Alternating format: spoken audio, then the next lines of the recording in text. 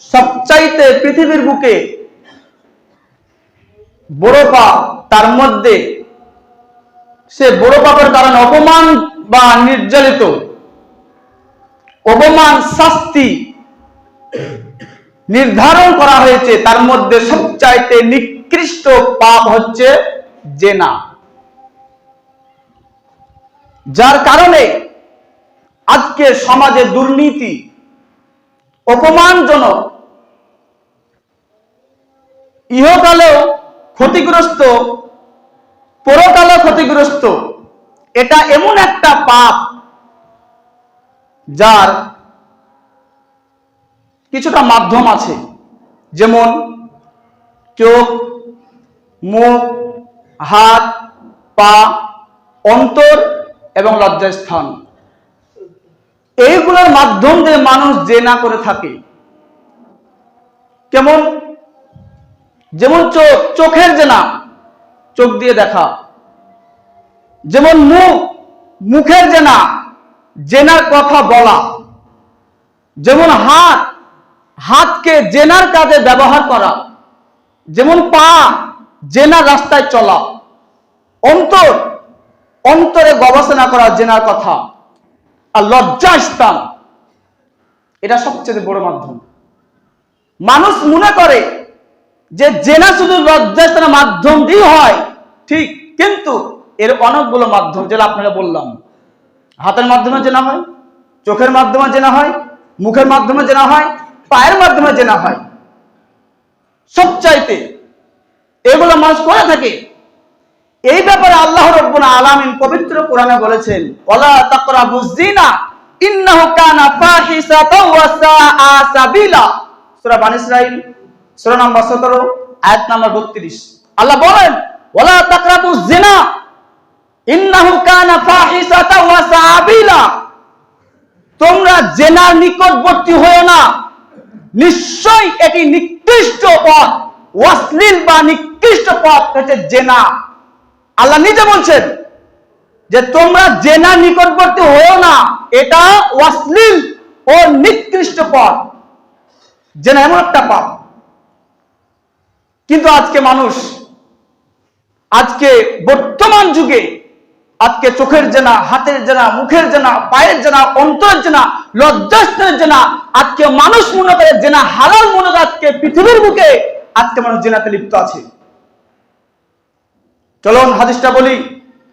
আন উবাদাতা সামিত আন্না নবী সাল্লাল্লাহু আলাইহি সাল্লাম, রাসূল সাল্লাল্লাহু আলাইহি সাল্লাম বলছেন, ক্বালা খুজু আন্নি ক্বাদ জাআলাল্লাহ লাহুন্না সাবিলা আল বিকরু বিল বিকরি জালদু মিয়াতিন ওয়া তাজরিবু আমিন ওয়াস সাইবু বিস সাইবি জালদু মিয়াতিন ওয়া রাজমু। রাহুল মুসলিম। রাসূল সাল্লাল্লাহু আলাইহি সাল্লাম বলছেন, তোমরা আমার নিকট হতে আল্লাহর বিধানকে গ্রহণ করো। আল্লাহ রাসূল এই কথাটি খুজু আন্নি দুইবার বললেন। এবার বললেন আল বিকরু বিল বিকরি, অবিবাহিত নারী পুরুষ যদি জেনা করে, লাহুন্না সাবিলা, যদি অবিবাহিত নারী পুরুষ যদি জেনা করে, তাহলে তাদেরকে 100 লাঠি বেতের আঘাত মারো। লাহুন্না সাবিলা, অর্থাৎ গ্রাম থেকে তাদেরকে 1 বছরের জন্য বিতাড়িত করো। হাদিস। শুধু তাই নয়, এরপর বলছেন যে ওয়াসাইবু বিসাইবি জালদু মিয়াতি ওয়া রাজমু, অর্থাৎ যদি বিবাহিত নারী পুরুষ বিবাহের পরে যদি কোন নারী পুরুষ জেনা করে, তাহলে ওয়ার রাজমু, অর্থাৎ তাকে রজম করে দাও, অর্থাৎ তাকে হত্যা করে দাও। এটা হাদিস। আজ থেকে 1450 বছর পূর্বে এই কথা আল্লাহ রাসূল সাল্লাল্লাহু আলাইহি ওয়াসাল্লাম বলে গেছেন। এই হাদিস থেকে আমরা দুটো কথা পেলাম। এক, কোন অবিবাহিত পুরুষ নারী যদি জেনা করে, ওকে 100 লাঠি মারতে হবে। রাসূলের সিদ্ধান্ত, রাসূলের কথা, এবং গ্রাম থেকে ত্যাগ করতে হবে 1 বছরের জন্য। আর একটা কথা পেয়েছি, যেটা কোন বিবাহিত নারী পুরুষ যদি জেনা করে, তাকে হত্যা করতে হবে, রজম করতে হবে। পৃথিবীতে আর বাঁচার কোনো অধিকার নেই, কোনো অধিকার নেই। এই মানুষ হত্যার যোগ্য। আজকে হত্যার যোগ্য, হত্যার আসামি নিয়ে এই জমিনে অসংখ্য মানুষ চলাফেরা করে। আজকে হত্যা করা যাবে না ভারতবর্ষে মানলাম, কিন্তু হাদিসটা সত্য। আজকে অগণিত মানুষ এই আসামি হত্যার যোগ্য হয়ে জেনাবে বিচার করে আজকে জমিনে চলাফেরা করছে। হবে কিয়ামতের মাঠে হিসাব, বাঁচবে না। চলুন আল্লাহ রাসূলের যুগে যে জেনা করেছে তার কি অবস্থা হয়েছিল। বুরায়দা রাদিয়াল্লাহু তাআলা আনহু হাদিসটি বর্ণনা করছেন, মাইজ ইবনে মালিক তিনি আল্লাহ রাসূল সাল্লাল্লাহু আলাইহি ওয়াসাল্লাম নিকটে এসে বললেন, ইয়া রাসূলুল্লাহ, ইয়া হাবিবাল্লাহ, আপনি আমাকে পবিত্র করুন। রাসূল বলছেন, তোমাকে কি হতে পবিত্র করব? যাও তুমি ক্ষমা চাও, আল্লাহর কাছে প্রার্থনা করো। মাইজ ইবনে মালিক ফিরে গেলেন। এরপর কিছু দূর গিয়ে আবারও পুনরায় ফিরে আসলেন রাসূলের কাছে। আসার পরে রাসূলকে বলছেন, ইয়া রাসূলুল্লাহ, আমাকে আপনি পবিত্র করুন। রাসূল আবারও ফিরে দিলেন, যাও তুমি যে পাপ করেছো পাপের জন্য তুমি ক্ষমা চাও, আল্লাহর কাছে প্রার্থনা করো, তোমার পাপ মিটে যাবে। এইভাবে 3বার 4বার ফিরে দিলেন। আবারও পুনः আসলেন। এরপরে বললেন, আল্লাহ রাসূল, আমাকে আপনি পবিত্র করুন। রাসূল সাল্লাল্লাহু আলাইহি ওয়াসাল্লাম বলছেন, লোকটা কি পাগল? আমি তো বলছি প্রার্থনা করো, যাও আল্লাহকে ডাকো, পাপ ক্ষমা হয়ে যাবে। সাহাবীরা বলছেন, ইয়া রাসূলুল্লাহ, লোকটি পাগল না, লোকটি কি মদ পান করেছে? একজন সাহাবী দেখলেন আর মুখ সুগে কোনো মদের গ্যাস নেই। রাসূলকে বলছেন, রাসূলুল্লাহ, মদ পান করেনি। রাসূল সাল্লাল্লাহু আলাইহি ওয়াসাল্লাম পাপটাকে ঢাকার চেষ্টা করেছিলেন। কিন্তু আজকে আমরা বড় বড় পাপকে আজকে মাচাঙে চায়ের দোকানে প্রকাশ করি। পাপ ঢাকা একটা মাধ্যম। আপনি যদি কারো একটা পাপ ঢেকে দেন, কিয়ামতের মাঠে আল্লাহ আপনার একটা পাপ ঢেকে দিবে। যাই হোক, রাসূল সাল্লাল্লাহু আলাইহি ওয়াসাল্লাম বললেন, তুমি কি সত্যি জেনা করেছো? তিনি বলছেন, জি হ্যাঁ, আমি সত্যি জেনা করেছি। সাহাবী থেকে বললেন, হে সাহাবী, যাও এই লোককে নিয়ে যাও, এই লোককে নিয়ে যে যাও, ইট ঢাল পাথর মেরে তাকে হত্যা করে দাও। রাসূলের আদেশ পেয়ে সাহাবীরা ওই জেনাকারী লোকটাকে কি করলো, মাইজ ইবনে মালিককে ইট ঢাল পাথর মেরে মেরে তাকে হত্যা করে দুনিয়া থেকে বিদায় দিলেন। জেনা এমন একটা পাপ না, কি দিয়ে বুঝায়? পৃথিবীতে সবচাইতে নিকৃষ্ট পাপের জেনা। জেনা যে ব্যক্তি করে বিবাহিত করে তার পৃথিবীতে কোনো ক্ষমা নেই, 1 নম্বর হত্যা ছাড়া। অনুরূপ ভাবে আরেকজন মহিলা আসলেন আল্লাহ রাসূলের কাছে, শোনায় ঘটনা আপনাকে। রাসূলের কাছে একজন মহিলা এসে বলছেন, ইয়া রাসূলুল্লাহ, হে আল্লাহ, আপনি আমাকে পবিত্র করুন। রাসূল বলছেন, তোমাকে কি হতে পবিত্র করব? যাও আস্তাগফিরুল্লাহ বলো, আল্লাহকে ডাকো। মহিলা বলছেন, আপনি কি মাইজ ইবনে মালিকের মতো আমাকে ফিরিয়ে দিচ্ছেন? আমার পেটে গর্ভবতী, আমার পেটে সন্তান, জেনার সন্তান, আপনি আমাকে পবিত্র করুন। রাসূল বলছেন, তুমি কি সত্যি জেনা করেছো? জি, আমি সত্যি জেনা করেছি, আমার পেটে সন্তান। রাসূল সাল্লাল্লাহু আলাইহি ওয়াসাল্লাম বললেন, যাও, সন্তান যখন প্রসব হবে তারপরে তুমি আসবে। মেয়েটা কিছুদিন পর সন্তান প্রসব হলো। এরপর রাসূলের কাছে আসলেন। তারপর রাসূলকে বলছেন, ইয়া রাসূলুল্লাহ, হে আল্লাহ, আমাকে আপনি পবিত্র করে দেন, সন্তান হয়ে গেছে। রাসূল সাল্লাল্লাহু আলাইহি ওয়াসাল্লাম বলছেন, যাও তুমি এই বাচ্চাটাকে দুধ পান করাও 2 বছর, তারপরে তুমি আসবে। ওই মহিলাটি বাচ্চাটাকে দুধ পান করালো 2 বছর। এরপরে মহিলাটি রাসূলের কাছে এসে বলছেন, ইয়া রাসূলুল্লাহ, বাচ্চাটা দুধ পান করা শেষ, খাদ্য খেতে শিখে নিয়েছে, অতএব আপনি আমাকে পবিত্র করুন। একজন সাহাবীকে বললেন, হে সাহাবী, এই বাচ্চাটা লালন পালন করার জন্য কেউ নাও, নিয়ে নাও, লালন পালন করো। একজন আনসারী সাহাবী নিয়ে নিলেন। সাহাবী থেকে বললেন, যাও এই মহিলাটাকে কোমর পর্যন্ত, এই গলা পর্যন্ত খুঁড়ে তাকে পুঁতে ইট ঢাল পাথর মেরে মেরে দুনিয়া থেকে রজম করে দাও। রাসূল সাল্লাল্লাহু আলাইহি ওয়াসাল্লাম এই মেয়েটিকে ছাড় দেননি। আপনাকে এই কথা বলি, এই মহিলাটা বাচ্চা নিয়ে এসেছিল জেনার, তারপর 2 বছর দুধ পান করে সন্তানকে, তারপর মেয়েটা রেহাই পায়নি, আল্লাহ রাসূল রেহাই দেননি।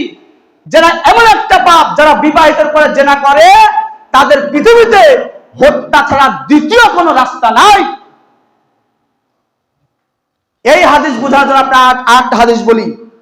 আব্দুল্লাহ ইবনে মাসউদ রাদিয়াল্লাহু তাআলা আনহু থেকে বর্ণিত, তিনি বলেন, রাসূল সাল্লাল্লাহু আলাইহি ওয়াসাল্লাম বলেছেন, কোন মুসলমান যদি লা ইলাহা ইল্লাল্লাহ পড়লো, আশহাদু লা ইলাহা ইল্লাল্লাহু ওয়া আশহাদু আন্না মুহাম্মাদান আবদুহু ওয়া রাসূলুহু, এই সাক্ষ্য কোন মুসলমান দিল, আল্লাহ ছাড়া কোনো উপাস্য নেই, আল্লাহ ছাড়া কোনো মাবুদ নেই, এই সাক্ষ্য যে ব্যক্তি দিল, সেই ব্যক্তিকে হত্যা করা যাবে না, সেই ব্যক্তিকে হত্যা করা যাবে না। কিন্তু তিনটি কারণে ওকে হত্যা করা যাবে, তিনটি কারণে ওই মানুষকে হত্যা করা যাবে। এক নাম্বার পয়েন্ট কি?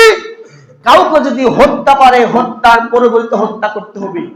আমি যদি আপনাকে হত্যা করি, তাহলে আপনার পরিবার আমাকে হত্যা করবে, অর্থাৎ হত্যার পরিবর্তে হত্যা। এক। দুই, আরেক শ্রেণীর মানুষকে হত্যা করা যাবে মুসলমানকে। কে? যে মুসলমান ইসলাম থেকে বিচ্ছিন্ন হয়ে গেছে, কোরআন মিথ্যে, নামাজ মিথ্যে, জান্নাত মিথ্যা, জাহান্নাম মিথ্যা, এক কথায় ইসলামকে ত্যাগ করেছে, ওই মুসলমানকে হত্যা করতে হবে। দুই। তিন নম্বর আল্লাহ রাসূল বললেন যে বিবাহের পরে যে নারী পুরুষ জেনা করেছে ওকে হত্যা করতে হবে। তাহলে তিনটি হলো। যে ব্যক্তি, আমি আপনার সন্তানকে হত্যা করেছি বোঝানোর জন্য বলছি, আপনি আমাকে হত্যা করবেন। এখন আপনার মনে দয়া হলো না, আমার সন্তান মারা গেছে, যা আপনাকে আমি ছেড়ে দিলাম, এটা হতে পারে না। তাহলে বাঁচার সুযোগ আছে। কেউ যদি হত্যা করে, তার পরিবার যদি ওকে ছেড়ে দেয়, ঠিক আছে আমার সাথে মারা গেছে ছেড়ে দিলাম, বাঁচার পথ আছে। একজন ইসলাম থেকে যদি বিচ্ছিন্ন হয়ে যায়, ও যদি বলে আমি ভুল করেছি, আমি কথা বলে ভুল করেছি, অন্যায় করেছি, আস্তাগফিরুল্লাহ বিল্লাহি, আমি তওবা করছি, আমাকে ক্ষমা করে দেন, এই ভুল স্বীকার করে যদি পুনরায় ফিরে আসে, তাহলে বাঁচার পথ আছে। কিন্তু জেনা, বিবাহের যে পরে নারী পুরুষ জেনা করে, এর পৃথিবীর বুকে বাঁচার কোনো অধিকার নেই, কোনো অধিকার নেই। আল্লাহ রাসূল দেননি। মায়ের ইবনে মালিককে হত্যা করেছেন, ওই মহিলাকে দুধ পান করার পর বাচ্চাকে, সন্তানকে বড় করে দিয়ে তারপর আল্লাহ রাসূল রিহা দেননি, তাকে হত্যা করেছে। আপনার অবস্থা কি হবে? আজকে পৃথিবীতে অসংখ্য মানুষ এই জেনা ব্যভিচার হত্যার যোগ্য নিয়ে আজকে জমিনের বুকে চলাফেরা করছে। সম্মানিত দিনী ভাই, জেনা থেকে বাঁচতে হবে। যে ব্যক্তি জেনার সঙ্গে জড়িত হয়ে আছে, কিয়ামত পর্যন্ত দোয়া তো কবুল হবেই না, অর্থাৎ মরে গেলে ওকে জাহান্নাম যেতে হবে। চলুন একটা হাদিস বলি আপনাকে। আল্লাহ রাসূল সাল্লাল্লাহু আলাইহি ওয়াসাল্লাম বললেন, যখন অর্ধ রাত হয়, 3 ভাগের 1 ভাগ শেষের রাত, সেই সময় আকাশের দরজাটি খুলে যায়। সেই সময় আল্লাহ রাব্বুল আলামিন বলেন, কেউ কি কোনো প্রার্থনাকারী আছো? তোমার প্রার্থনা কবুল করা হবে। কেউ কি কোনো সাহায্যকারী কি আছো? তোমার সাহায্য কবুল করা হবে। এই সময় কোন মুসলমান যদি রবের কাছে এই অর্ধ রাতে, সে রবের কাছে, আল্লাহর কাছে দোয়া চায়, আল্লাহর কাছে প্রার্থনা করে, আল্লাহর কাছে সাহায্য চায়, পৃথিবীর মুসলমান, সমস্ত মুসলমানের এই অর্ধ রাতে আল্লাহ দোয়া কবুল হবে।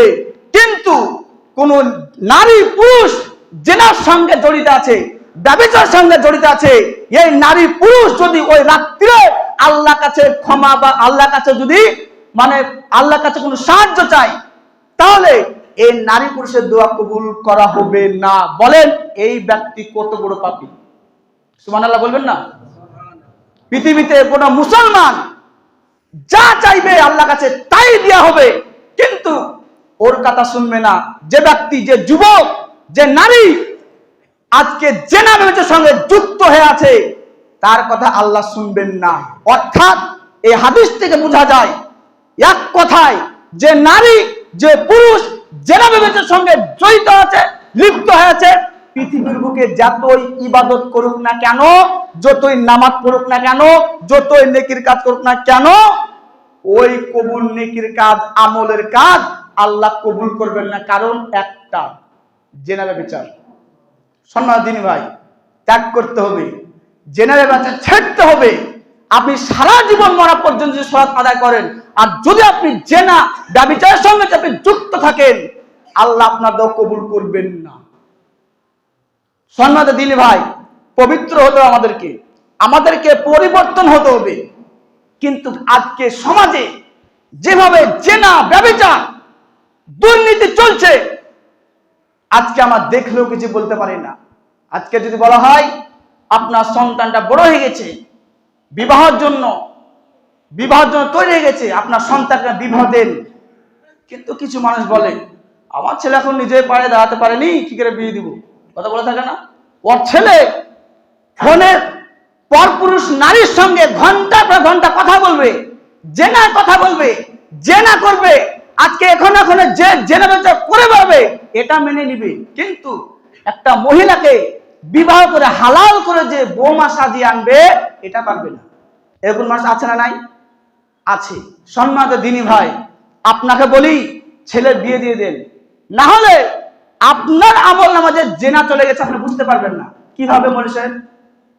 আপনি কোনদিন জেনা করেননি, মসজিদের মুসল্লি, 5 ওয়াক্ত নামাজি, কিন্তু আপনার সন্তান জেনা করে বেড়ায়, ব্যভিচার করে বেড়ায়। ওই জেনা ব্যভিচার আপনার সন্তান করেছে, পার্সেন্ট হিসাবে আপনার আমল নামায় জেনার পাপ চলে আসবে। কিয়ামতের মাঠে বলবেন, আল্লাহ আমি পৃথিবীতে জেনা ব্যভিচার করিনি, তবুও আমার আমল নামায় জেনা ব্যভিচার কেন? আল্লাহ বলবেন, তোমার সন্তান আব্দুর রহমান জেনা ব্যভিচার করেছে, বিবাহ লায়ক হয়ে গেছে, তুমি বিয়ে দাওনি, এই কারণে তোমার সন্তান যত জায়গায় জেনা ব্যভিচার করেছে ওই সন্তান পার্সেন্ট হিসাবে তোমার আমল নামা লেখা হয়েছে, তুমি কেন বিয়ে দাওনি? সম্মান দিন আপনারা বলি, আপনার সন্তানের জন্য আপনি জাহান্নাম কেন যাবেন? বিয়ে দিয়ে দেন, বেঁচে যাবেন। বিটি বড় হয়েছে, মেয়ে বড় হয়েছে, বিয়ে দিয়ে দেন। জেনা ব্যভিচার যাই করুক না কেন আপনি বেঁচে যাবেন। এখন প্রশ্ন হচ্ছে এটাই, আপনার ছেলে মেয়ের জন্য আপনি কেন আপনার জেনা খাতায় কেন আপনি জেনার মতো একটা বড় নিকৃষ্ট পাপ কেন তুলবেন? মানুষ বুঝতে পারে না, মানুষ বুঝতে পারে না। বড় হোক পড়াশোনাকে বলেন, বিয়ের যখন সময় হয়ে যাবে আপনি ছেলে মেয়ের বিয়ে দিয়ে দেন, বেঁচে যাবেন। যে সকল ভাইরা বাবাজিরা আপনার আছেন, বক্তব্য প্রায় শেষের দিকে, সময় শেষ, কয়েকটা কথা বলি। যারা জেনার থেকে জড়িত আছেন, যুবক বা যুবতী, তোমরা এই নিকৃষ্ট পথ থেকে আল্লাহর কাছে তওবা করে আস্তাগফিরুল্লাহ বলে এই পথ থেকে তোমাকে সরে আসতে হবে। নচেত তুমি এই অবস্থায় যদি মারা যাও, কাল কিয়ামতের মাঠে কথা বলতে পারবেন না। সম্মানিত দিনী ভাই, এখন একটা প্রশ্ন বলছে, আমি জেনা করেছি কিন্তু আমার কি পাপ ক্ষমা হবে না? একটা প্রশ্ন, অবশ্যই ক্ষমা হবে, অবশ্যই ক্ষমা হবে। আপনাকে ওই পাপের জন্য চোখের পানি ফেলতে হবে, আল্লাহ আমি অমুক জায়গায়, অমুক গ্রামে, অমুককে এইভাবে আমি জেনা করেছি, আল্লাহ আমি না জানতে পারে করেছি, আল্লাহ এই কাজ। রব্বুল আমিন, তুমি বড় দয়াবান, তুমি বড় মেহেরবান, তুমি সর্বশক্তিমান আল্লাহ, তুমি আমাকে ক্ষমা করো। মরা পর্যন্ত তোমার কাছে আমি ওয়াদা করছি এই নিকৃষ্ট পাপ আর কোনোদিন আমি করব না। একনিষ্ঠভাবে আল্লাহর কাছে চোখের পানি ফেলে আপনি ক্ষমা চাইবেন, ইনশাআল্লাহ আপনার পাপ ক্ষমা হয়ে যাবে। এরপরে ওই কাজ আর যাবেন না, আল্লাহ ক্ষমা করে দিবেন। কিন্তু আপনি ওয়াদা করলেন, কান্না করলেন, ক্ষমা চাইলেন, তারপর আবার যদি যান তাহলে পাপ ক্ষমা হবে না। এক কথায় ওই কাজ থেকে আপনাকে ফিরে আসতে হবে, তাহলে বাঁচতে পারবেন। যাই হোক, সময় শেষ। অবশেষে দোয়া করি এই বক্তব্য বিষয় সকল মানুষকে মানা এবং আমল করার তৌফিক দান করে, আল্লাহুম্মা আমিন।